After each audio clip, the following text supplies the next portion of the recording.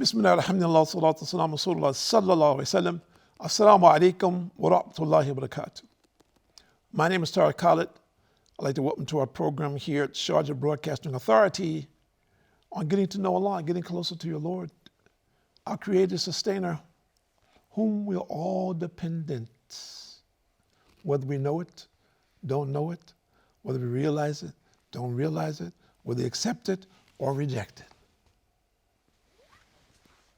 And I saw a clip this yesterday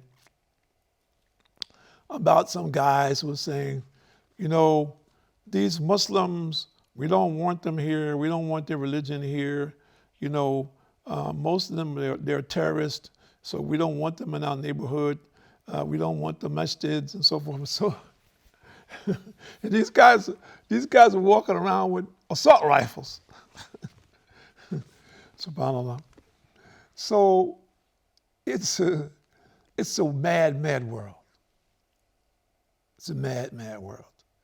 And when I hear people, and I want to address this, may Allah have mercy. When I hear people today address Islam, and there's such a high level of ignorance. It's unbelievable. It's unbelievable. And of course, it's not everyone, but some of them, they are so extreme and so ignorant to the real world. If you add, I'll test you, astaghfirullah, and I've done this on many occasions because I deal with many non-Muslims from time to time. And sometimes I do presentations to non-Muslims, and half of my family is not Muslim still. But I ask people, where was Jesus Christ from? Alayhi salam. And I tease Europeans. I said, was he from London, France?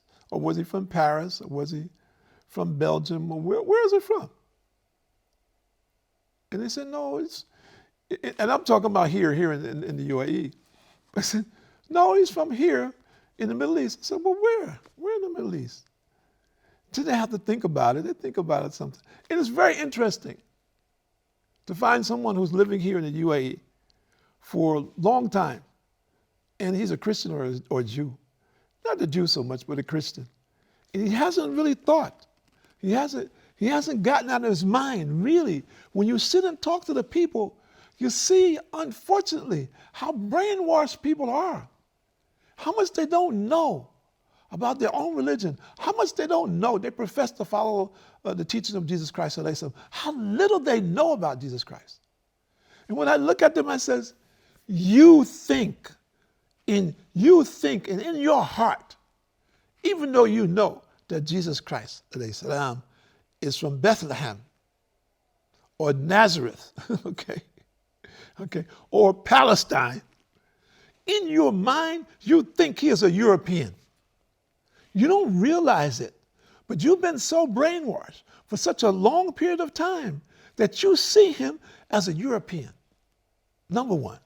Number two, and I ask people, how long have you been in the Middle East?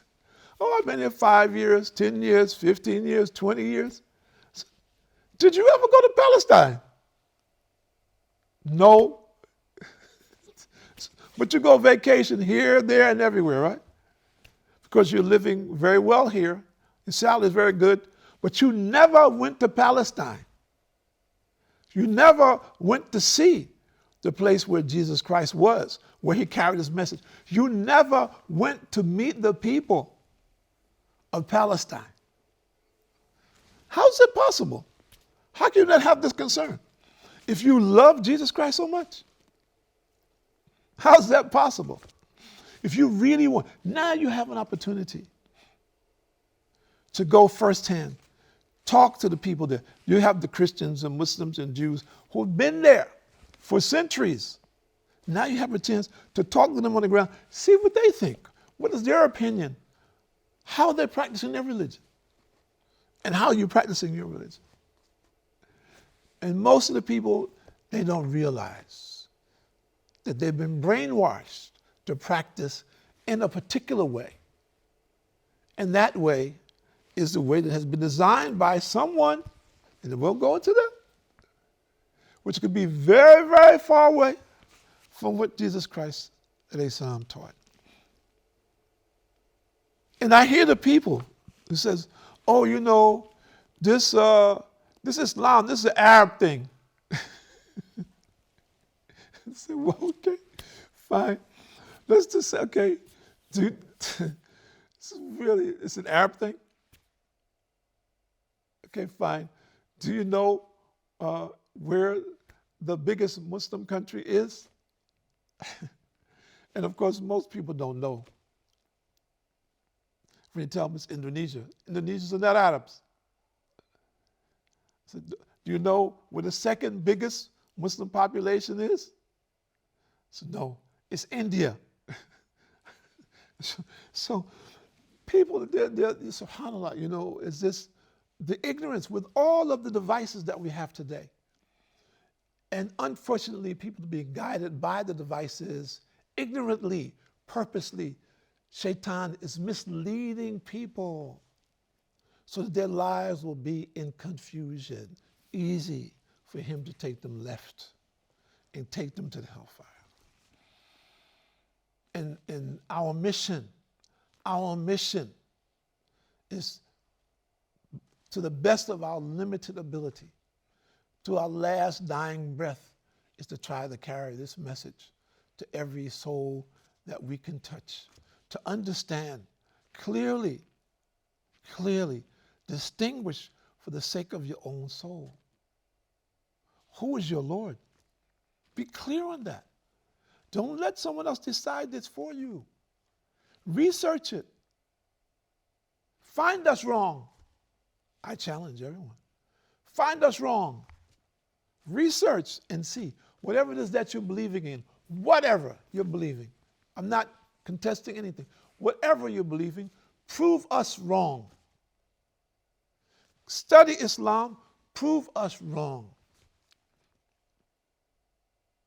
We know there is no question at all that the enemies of Allah know that the time is coming to an end. Allah knows when the end will be, but surely we're moving. And their intention is to take as many people as they possibly can by whatever means that they can until the day of judgment. So we have a choice today. We can choose. Which side are you on? And narrated Adi ibn Hatim, the Prophet ﷺ said, there is not one of you to whom his Lord will not speak without an interpreter between them. He will look to his right and will see only the deeds he had previously done. He will look to his left and will see only the deeds he had previously done. And he will look in front of him and will see nothing but the fire of hell before his face. So protect yourselves from the fire of hell, even if it should be with half a date fruit. And this is collected by Bukhari and Muslim.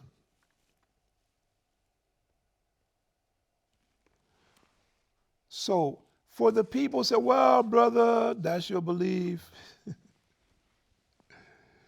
You know, I don't believe in heaven and hell. I believe your heaven or hell is right on this earth. And after you die, say, oh, so just keep listening. Okay. Narrated Abu Hurairah, the Prophet ﷺ recited from Surah number 99, verse number 4. That day, it meaning it, the earth, will declare its information about all that happened over it, of good or evil. And then the Prophet ﷺ said, no, he required, do you know what declarations are? He was told, Allah and His Messenger know better. He said, its declarations are that it shall bear witness against every slave, man and woman, concerning that which they did on its back. It will say, you did this and this on such and such a day. These will be its declarations. So the earth will testify. Eyes, ears, mouth, feet, hands will testify in favor or against, based on our deeds and actions. And may Allah have mercy on the believers. And narrated Abu Barza with an the Prophet ﷺ said, a slave of Allah will remain standing on the day of judgment. He is questioned about 4 things. His life on the earth and how he spent it. His life on the earth and how he spent it. For those people who think they're going to escape, the oppressors, the tyrants of the day, small and large. Do you think that you have an upper hand now? What will happen then when you have to answer to Allah? Will you be so proud and haughty then? Will you? When Allah calls, where are the kings? What will you say then? When now people are puffed up with pride and arrogance. And about his knowledge and how he utilized it, how will we ask? And his wealth and how he acquired it. What about the people today? They don't care. Just bring the money. All money is good money. There's no such thing as dirty money. Bring it. I don't care. It's good. The more the merrier. There are many people like this today. And there's coming a very big test for us in this financial crisis. Many of us in difficulty. We have to be very, very careful. And I'm saying this to myself. We have to be very, very careful. We're in a situation where we're in need. We have difficulty. We have loans. We have debt. Maybe we don't have food. We have to be very, very careful. So we need to increase our worship of Allah and control our desires. We need to be more focused. So then how did you acquire your wealth?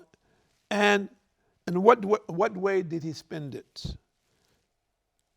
And about his body and how he wore it out. How did you wear out your body? Partying, getting high. What did you do? People don't want to answer that. A lot of people don't want to answer that. They want to be oblivious. And I know many people who have died in that state, oblivious. And I'm not happy to say that. Oblivious to the reality of this world, oblivious to the reality of the next. And narrated Ubaidah bin Samit, where the Prophet ﷺ said, he who bears witness that none has a right to be worshipped but Allah, he is one, and there is no associate with him. And Muhammad ﷺ is the prophet, the slave and prophet of Allah. And that Isa, Jesus ﷺ, is slave and messenger. And that he is the word which he communicated by Miriam and his spirit, that Jannah, paradise, is a fact, and that hell is a fact.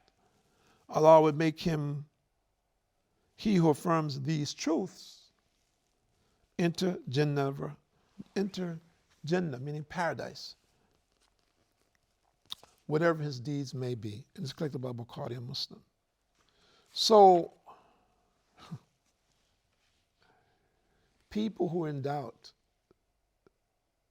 take time now, please. The clock is running. And related Jabir, a Bedouin came to the Prophet ﷺ and asked him, "Oh, Rasulullah ﷺ, what are the 2 imperatives which lead to paradise or hell?" He, the Prophet ﷺ, replied, he who dies without associating anything with Allah in worship will enter paradise. And he who dies associating partners with Allah in worship will enter the fire. So, where do you stand, my dear viewers? And if you're a Muslim, now's the time for us to contemplate about our particular condition and our relationship with Allah. And that's always. What is my present relationship with Allah, and where am I going? What am I doing? And those who are non-Muslims, similarly, you need to know where is your reality. Because most of the non-Muslims that I see today, their reality is very far-fetched. They are really trapped. And I'm not attacking anybody. I feel really very sorry about this. You know, Allah has allowed me to live for several years. And what I'm seeing now, and it's really very painful for me, particularly the young people. We have so many young people, they're basically very good. And they're sincere, but they're misguided. So part and parcel of our duty is to do our very best to try to show them the correct path, even with all of the distractions that are here. And part of that is to be a signpost for truth and righteousness. And the truth and righteousness is in obeying the commandments of Allah, believing in Allah, calling people to Allah, correction of the self, and trying to be a practical example for that. And we ask Allah to give us this capability, as we are weak and only Allah can give us the ability to be the best that we can best that we can be. My name is Tariq Khalid. I'd like to thank you for joining us here at Sharjah TV. It is by Allah's mercy and grace that we have this opportunity. And we thank Him and we praise Him and we ask Allah to bless all the believers and unite their hearts on one accord. And we ask Allah to protect our leaders and to give them wisdom and understanding and practicality for the sake of this ummah and for all of humanity. Assalamu alaikum wa rahmatullahi wa barakatuh.